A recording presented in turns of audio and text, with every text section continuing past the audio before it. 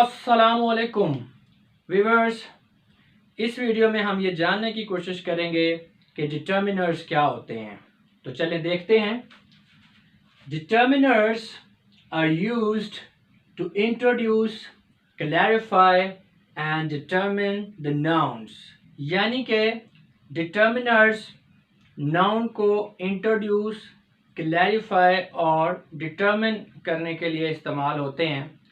देखें व्यूअर्स, सबसे पहले तो हम ज़रा अपने नाउन के कॉन्सेप्ट को थोड़ा सा रिवाइज कर लें। नाउन होता है नेमिंग वर्ड। किसी शख्स, जगह या चीज़ के नाम को हम नाउन कहते हैं।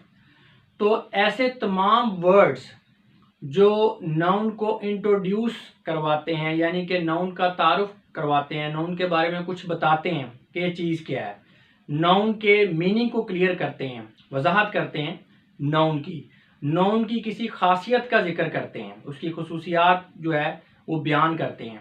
इन शॉर्ट नाउन को एक्सप्लेन करते हैं या डिस्क्राइब करते हैं। तो ऐसे तमाम वर्ड्स को हम डिटर्मिनर्स कहते हैं। जैसे कि फ़र्ज़ करें, मैं ये कहता हूँ दिस इज़ अ पॉइंटर। तो अब इसमें इस सेंटेंस के अंदर पॉइंटर क्या है? ये एक नाउन है, दिस इज़ अ पॉइंटर। लेकिन अगर मैं ये कहता हूँ this is my pointer, this is my pointer, तो अब ये जो मैंने सेकंड सेंटेंस बोला है उसमें जो माई का वर्ड है वो क्या कर रहा है? वो इसको डिस्क्राइब कर रहा है। पहले सिंपल ये एक पॉइंटर था, लेकिन जब इसके साथ माई लग गया तो अब ये एक्सप्लेन कर रहा है, माई इसको डिस्क्राइब कर रहा है, बता रहा है कि ये पॉइंटर मेरा है। ठीक है। या फर्ज करें मैं एक और तरह से इसको डिस्क्राइब करता हूं, मैं ये कहता हूं दिस इज रेड पॉइंटर। तो इसका मतलब है ये जो वर्ड माई बोला है मैंने पॉइंटर से पहले और ये जो मैंने रेड कहा है पॉइंटर से पहले, ये दोनों वर्ड्स ही क्या हैं? ये हैं determiners. They are always used before nouns. हाँ जी, ये नाउन से पहले यूज होते हैं डिटर्मिनर्स। तो ऐसे ही है, this is my pen, this is red pointer. तो ये आप देख सकते हैं कि जो डिटर्मिनर्स हैं ये हमेशा नाउन से पहले यूज होंगे। ये नाउन से पहले यूज होंगे तो फिर नाउन को एक्सप्लेन करेंगे ना। And they are mostly used as adjectives in the sentence। और ये फिक्रे के अंदर मोस्टली एडजेक्टिव के तौर पर यूज होते हैं। देखें ये बड़ी समझने वाली बात है। देखें एडजेक्टिव क्या होता है? एडजेक्टिव एक ऐसा वर्ड होता है जो नाउन वर्ड को क्वालिफाई करता है, यानी नाउन को एक्सप्लेन करता है। एडजेक्टिव नाउन की खुसूसियात में इजाफा करता है या नाउन की खुसूसियात को बयान करता है। तो डिटर्मिनर्स क्या करते हैं? वो भी तो यही काम कर रहे हैं ना। यानी कि जो एक डिटर्मिनर वर्ड होगा वो चाहे जिस मर्जी क्लास से तल्लुक रखता हो, जिस मर्जी वर्ड कैटेगरी से तल्लुक रखता हो, जब एक डिटर्मिनर सेंटेंस के अंदर यूज होगा तो सेंटेंस स्ट्रक्चर के लिहाज से जो है वो उसकी जो कैटेगरी है वो एडजेक्टिव बनेगी, वो एडजेक्टिव के तौर पर यूज हो रहा होगा क्योंकि वो नाउन को एक्सप्लेन कर रहा होगा। दे इंक्लूड, अब हम ये बात करने लगे हैं कि जो डिटर्मिनर्स हैं उनके अंदर कौन कौन से वर्ड्स शामिल हैं। तो बहुत सारी वर्ड कैटेगरीज जो हैं वो डिटर्मिनर्स के तौर पर यूज होती हैं, जैसा कि आर्टिकल्स, डेमोन्स्ट्रेटिव्स, पोजेसिव्स, इंट्रोगेटिव्स एंड क्वांटिफायर्स। अच्छा व्यूअर्स, अभी मैंने आपसे कहा है कि जो डिटर्मिनर्स होते हैं ये सेंटेंस के अंदर एडजेक्टिव्स के तौर पे यूज होते हैं, लेकिन डिटर्मिनर्स के अंदर जो वर्ड्स शामिल होते हैं अगर हम उन वर्ड्स का इंडिविजुअली जिक्र करें, हर एक लफ्ज़ का अलहदा से जिक्र करें, तो इनमें से कुछ वर्ड्स ऐसे होते हैं जो कि एडजेक्टिव्स भी होते हैं और वो प्रोनाउन भी होते हैं। जैसा कि डेमोन्स्ट्रेटिव वर्ड्स जो हैं ये एडजेक्टिव्स भी हैं और प्रोनाउन भी हैं। इसी तरह पोजेसिव्स, इंट्रोगेटिव्स और जो डिस्ट्रीब्यूटिव वर्ड्स हैं ये एडजेक्टिव्स भी हैं और प्रोनाउन भी हैं। लेकिन सेंटेंस के अंदर इनका इस्तेमाल मुख्तलिफ होगा, यानी इनमें से जब भी कोई वर्ड किसी सेंटेंस के अंदर एडजेक्टिव के तौर पर यूज होगा तो वो कुछ और मफहूम देगा। जब वही वर्ड किसी सेंटेंस के अंदर प्रोनाउन के तौर पर यूज होगा तो तब वो कोई और मफहूम दे रहा होगा, कोई और मीनिंग दे रहा होगा, सेंटेंस की सेंस जो है कुछ और बना रहा होगा वो। लेकिन व्यूअर्स, अभी जब मैं ये सारी वर्ड कैटेगरीज आपको वन बाय वन करके पढ़ाऊंगा तो इस दौरान अगर आपको किसी पॉइंट की समझ ना आए तो आपने इस बात से परेशान नहीं होना, क्योंकि इन सारी चीज़ों की आपको प्रॉपर अंडरस्टैंडिंग आपकी डेवलप होगी जब आप इनको इनके रिस्पेक्टिव टॉपिक्स के अंदर जाके स्टडी करेंगे। जैसा कि अभी हम नाउन पढ़ रहे हैं तो आगे जाके जब आप एडजेक्टिव्स को पढ़ेंगे या जब आप प्रोनाउन को पढ़ेंगे तो आपको इन सारी बातों की खुद ब खुद ही समझ आती चली जाएगी। अभी इस वीडियो के अंदर हम सिर्फ एक आइडिया दे रहे हैं कि वो कौन कौन सी वर्ड कैटेगरीज हैं जो कि नाउन को डिटर्मिन करती हैं, क्लैरिफाई करती हैं, क्वालिफाई करती हैं, एक्सप्लेन करती हैं या डिस्क्राइब करती हैं। और ये आइडिया देने की वजह ये है क्योंकि अभी ये जो हमारे लेक्चर्स हैं ये चल रहे हैं नाउन सीरीज के लेक्चर्स। बेसिकली हम अभी नाउन को स्टडी कर रहे हैं, इसलिए हमने नाउन के हवाले से हर चीज़ को कवर करना है। तो इस स्टेज पर फिर हमारे लिए डिटर्मिनर्स का जानना भी बहुत ज़रूरी है। अब यहाँ पे आपने किसी चीज़ को याद नहीं करना, आपने जस्ट एक रफ आइडिया लेना है। इन तमाम वर्ड्स को यूज़ करना आपको ऐसा ऐसा आ जाएगा जब आप इनको इनके रेस्पेक्टिव टॉपिक्स के अंदर जाके पढ़ेंगे, जैसा कि मैंने अभी बताया। फिलहाल इनका एक बेसिक सा इंट्रोडक्शन लेते हैं और इनको डिफरेंट सेंटेंसेस के अंदर यूज करके देखते हैं जी। तो पहली वर्ड कैटेगरी है डिटर्मिनर्स की, आर्टिकल्स। आर्टिकल्स वर्ड दो तरह के होते हैं, indefinite and definite. Definite article होता है द एंड इंडेफिनेट आर्टिकल होते हैं ए एंड एन। और सबसे पहले तो इस बात को समझें कि जो इंडेफिनेट आर्टिकल होते हैं ए एंड एन, ये हमेशा सिंगुलर नाउन के साथ यूज होते हैं, कभी भी किसी प्लूरल नाउन के साथ ए या एन इस्तेमाल नहीं होगा। अब ये जो indefinite article a and an है ये इस्तेमाल होते हैं किसी नाउन के साथ जब हम किसी नाउन का जनरल सेंस के अंदर जिक्र कर रहे हैं, यानी आम तौर पर किसी का जिक्र कर रहे हैं, यानी कोई मखसूस नहीं है, स्पेसिफिक नहीं है कोई चीज़, किसी भी आम चीज़ का जिक्र कर रहे हैं तो हम आर्टिकल जो है ए एन यूज़ करेंगे। लेकिन जब हम किसी मखसूस चीज़ का जिक्र कर रहे हैं, किसी स्पेसिफिक चीज़ की बात कर रहे हैं, स्पेसिफिक सेंस के अंदर बात कर रहे हैं, तो फिर आर्टिकल द इस्तेमाल होगा। अभी हम इनकी एग्जांपल्स देखेंगे तो आपको ये बात क्लियर हो जाएगी। तो इसमें हमारे पास फर्ज करें एक सेंटेंस है, दिस इज अ बुक, ये एक किताब है। अब किताब से पहले आर्टिकल ए लगा हुआ है, इसका मतलब है जनरली जिक्र कर रहे हैं ना, दिस इज अ बुक, ये किताब है, तो ये किताब कोई भी हो सकती है, कोई भी पूरी दुनिया में कोई भी ये किताब हो सकती है, कुछ मखसूस नहीं है, कुछ स्पेसिफिक नहीं है कि ये फलां बुक है, कोई भी आम किताब कोई भी पढ़ी हुई है तो ये बुक है, ठीक है। तो ये जनरल सेंस में बात हो रही है, इसलिए यहाँ पर इंडेफिनेट आर्टिकल ए आया। इसी तरह नेक्स्ट सेंटेंस देखें, दैट इज एन एरोप्लेन, ये एक जहाज है, वो एक जहाज है।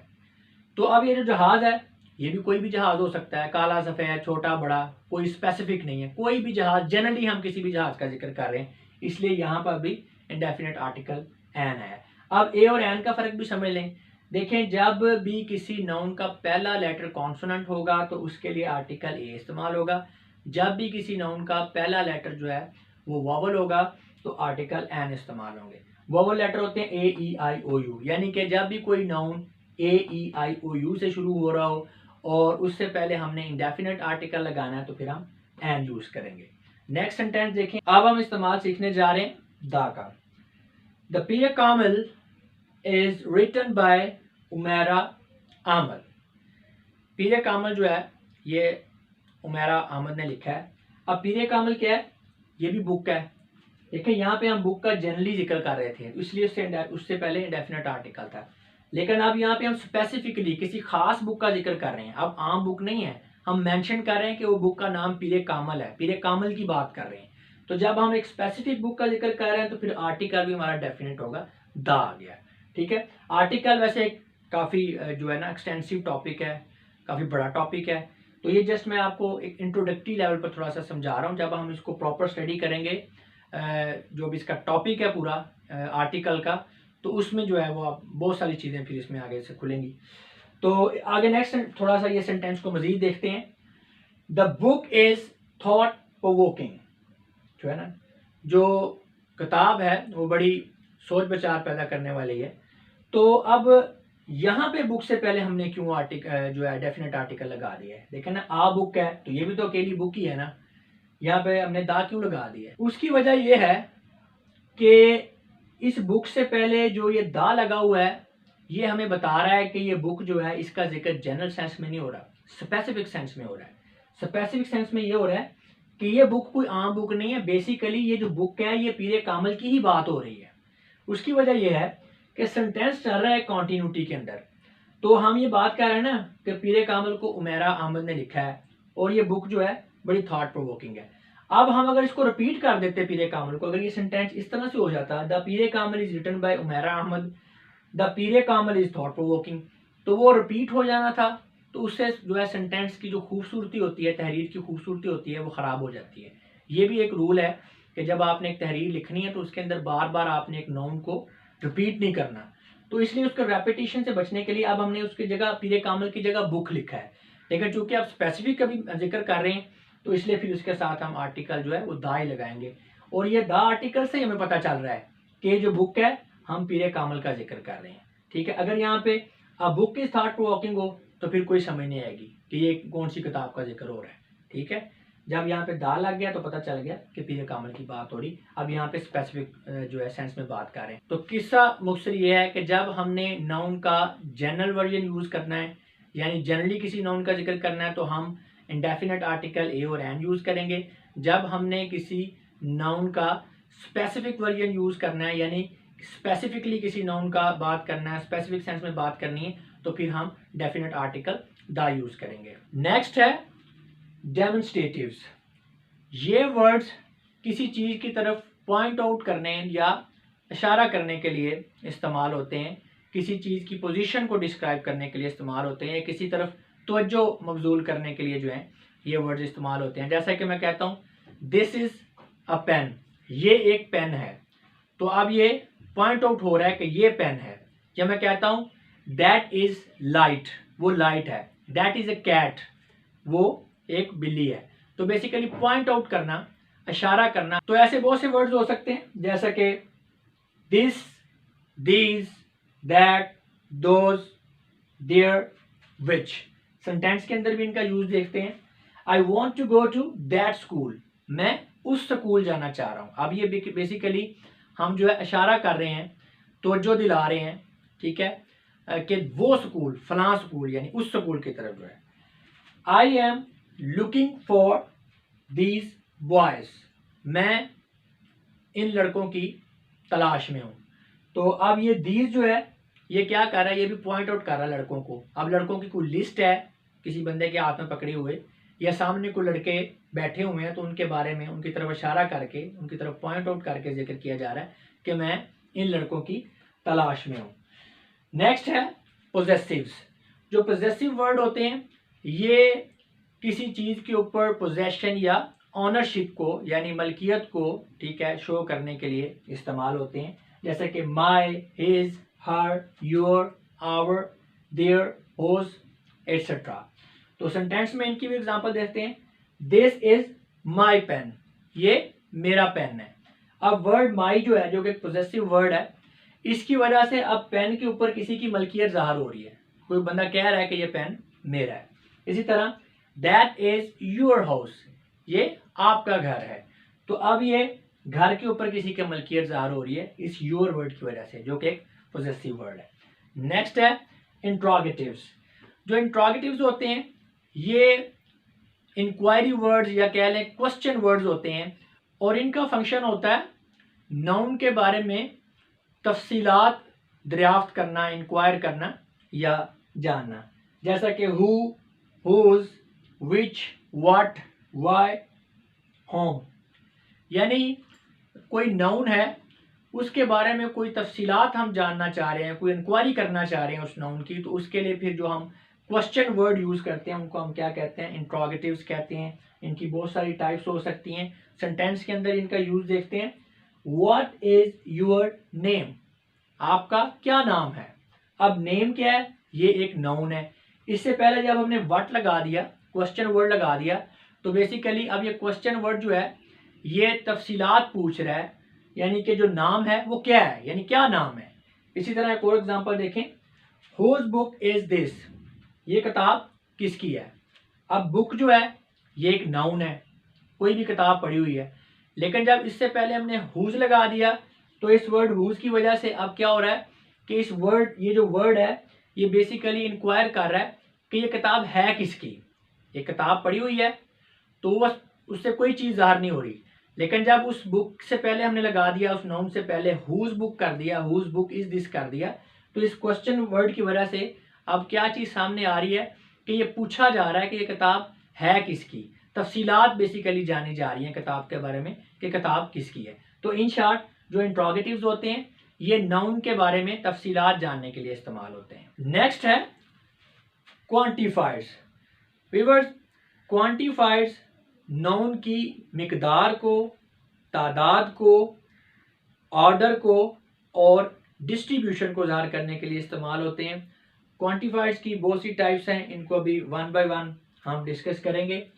तो सबसे पहले है इनडेफिनेट क्वांटिफायर्स। ये ऐसे क्वांटिफायर्स होते हैं जो किसी नाउन की गैर मुतय्यन मिकदार को ज़ाहिर करते हैं, यानी कि ये जो मिकदार बता रहे होते हैं वो कोई फिक्स्ड क्वांटिटी नहीं होती, बस एक अंदाज़ा होता है कि कोई चीज़ कम है, ज़्यादा है, छोटी है, बड़ी है, बहुत कम है, बहुत ज़्यादा है। जैसा कि some, much, many, any, more, few, a few. तो अभी सेंटेंस के अंदर इनका यूज देखेंगे तो बात ज़्यादा समझ में आएगी।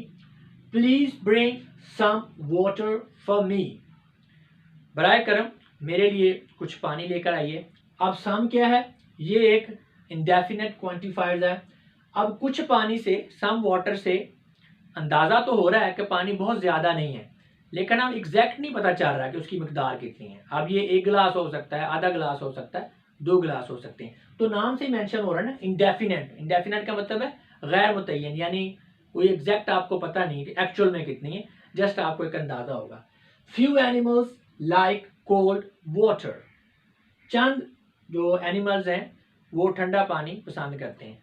अब चंद एनिमल्स में हम ये नहीं कह सकते 2 हैं, 4 हैं, 6 हैं, बस हमें ये पता है कि बहुत थोड़े हैं, सिर्फ चंद एक हैं। ठीक है, तो इनडेफिनेट क्वांटिफायर्स यानी कि जो एग्जैक्ट मिकदार नहीं बताते, जस्ट एक अंदाजा देते हैं। नेक्स्ट है डेफिनेट क्वांटिफायर्स। तो नाम से पता चल रहा है कि उसके उल्टा है, वहां पे अंदाजा था, यहाँ पे एग्जैक्ट वैल्यू में पता चलेगी कि किसी चीज की मिकदार या तादाद कितनी है। अब डेफिनेट क्वांटिफायर्स की 2 कैटेगरीज हैं, कार्डिनल्स एंड ऑर्डिनल्स। कार्डिनल्स क्या है? आम काउंटिंग, जैसे हम कहते हैं ना फलां चीज 2 है, 4 है, 6 है, तो बेसिकली हम कार्डिनल्स यूज कर रहे होते हैं। 1 2 3 4 5 एटसेट्रा, ये सारे कार्डिनल्स हैं। जैसे कि 3 boys were sitting there.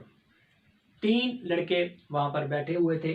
There are 4 rooms in that house. उस घर में 4 कमरे हैं। तो आप देख सकते हैं यहाँ पे फिक्स्ड क्वांटिटी है, हमें पता है कि 4 कमरे हैं, गिन सकते हैं हम उनको। एग्जैक्ट वैल्यू है।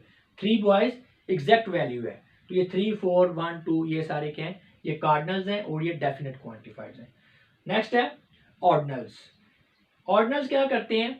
ये किसी सीरीज के अंदर, किसी तरतीब के अंदर, किसी सीक्वेंस के अंदर किसी एक चीज के ऑर्डर को मेंशन करते हैं, ऑर्डर को ज़ाहिर कर रहे होते हैं कि कोई चीज किसी तरतीब के अंदर कितने नंबर पे है। जैसे कि स्टेयर्स नहीं होती, लैडर होती है, सीढ़ियाँ होती हैं, तो हम कहते हैं चौथी सीढ़ी, third stair, fourth stair, first stair.